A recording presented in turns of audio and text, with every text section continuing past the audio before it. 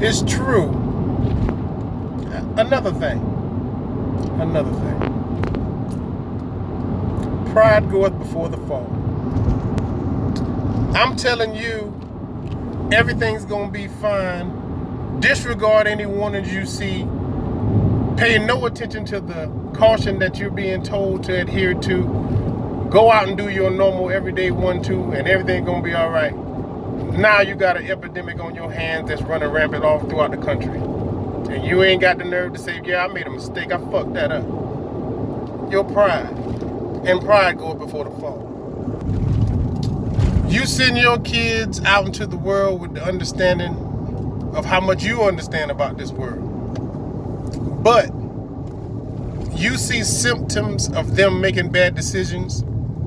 You see them making judgments that always land them in trouble. You find yourself disregarding any college money and you using more of that for bail money. And you won't pay attention to the fact that there's an issue or a problem that you ain't paying attention to, but nobody better not talk about your baby. Yeah, you real prideful of how you brought them up. You're real prideful, and pride coming before the fall. When you walk into a building and you wearing your bandana, you rocking your jeans, low cut, showing just enough of your dirty arse. You got a fit on that's made for the club, but you're going to a place where you want a job. And these people won't give you a job based on whatever qualifications you already don't have, not to mention the fact that your look does not fit the criteria for where it is that you want to work. Dress for the job you want, not the job you have. And if you ain't got one, damn it, you should have went to the store with the mindset already knowing you need a damn collared shirt. But you is who you is, and you should be judged based on your heart. They can't see your heart on the application. So as prideful as you are in your look, you might need to think a little bit about something else. Prideful, and your pride coming before the fall. If you go now to my Facebook page, you'll see that I brought back an oldie but a goodie. I don't know if this is a coincidence or not, but I don't believe it was the same guy. I'm pretty sure it wasn't based on how they look, but it was a different Jeffrey Epstein, not the pedophile that supposedly hung himself, even though he probably in Bermuda right now. But this Jeffrey was in Miami catching that flight, and he was probably half high on some probably damn good narcotic or some medical grade above the grain marijuana. But he was acting an ass, and they picked him out and called him out on how his behavior was, and they arrested him.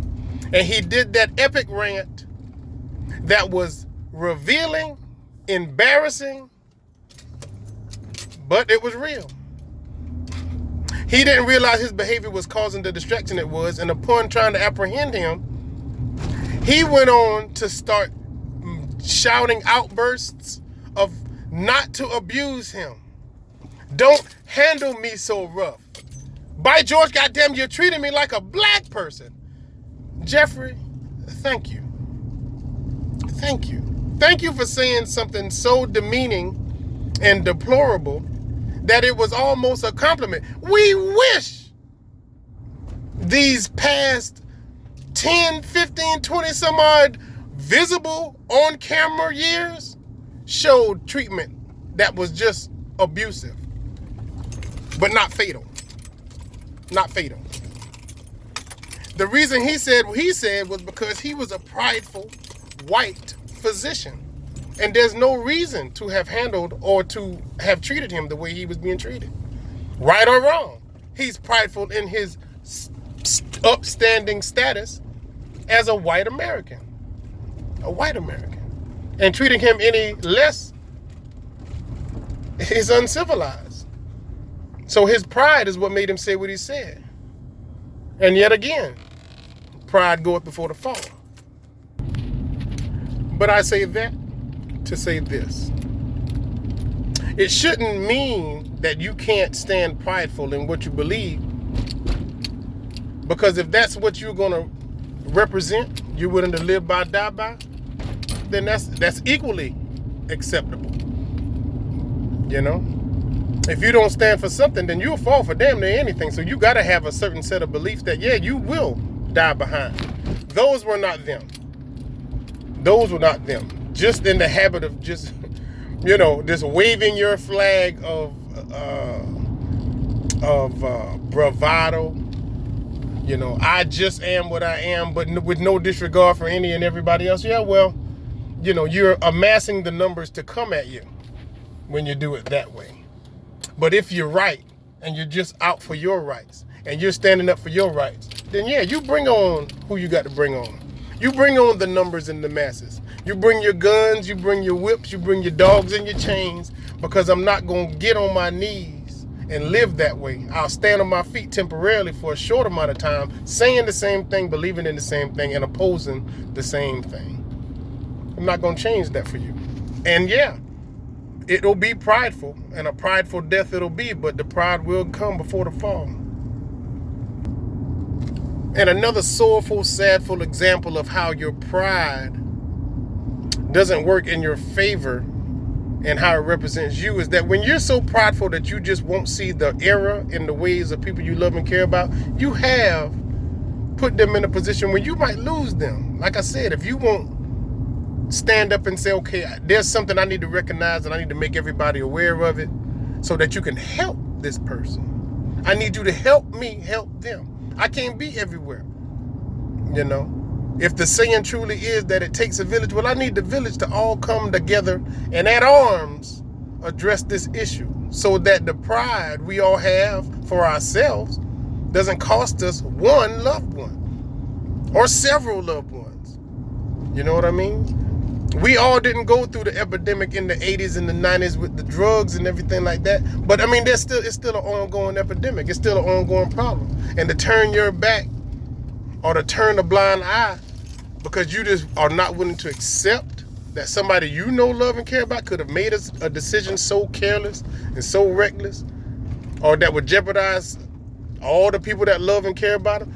Well, damn it. I need every and anybody to take note of this issue, because I've seen it, or I know it, or I've heard about it, or I'm seeing some change in behavior, or I'm seeing some different things going on here and there and everywhere else. Well, damn it, I need any and everybody who gives a damn to come together, join hands, and make and amass, a unified front. Because the last thing you want to see fall is a loved one, because your pride wouldn't let you even properly address it. You see what I'm saying? You love and care about the people as much as you say you do. Well, hell, the last thing you should worry about is whether or not it's embarrassing to confront. No. You do what you got to do. And if you love them like you say you do, then hell, you'll risk it all. You'll put it all on the line so that you can stand prideful with them, not prideful for them, or not pridefully alone, embarrassed and saddened that you didn't do enough to save or help, that loved one. You know what I'm saying? Because you can't get them back. And it ain't no redos and ain't no do-overs, And all you're left with is a bunch of, I wish I could have, I wish I'd have noticed, I wish I'd have said, I wish I'd have done. Yeah, well, I don't do a lot of wishing. I don't do a lot of hoping. I try to do a lot of praying so that my wishes and hopes can be on the low end and my blessings and praises can be on the high end. There's too many people invested in my life for me to be doing stuff like that. False flagging on some wishes and some hopes. No leprechauns, no rabbit's foots, damn that. No, shit. That's beside the point.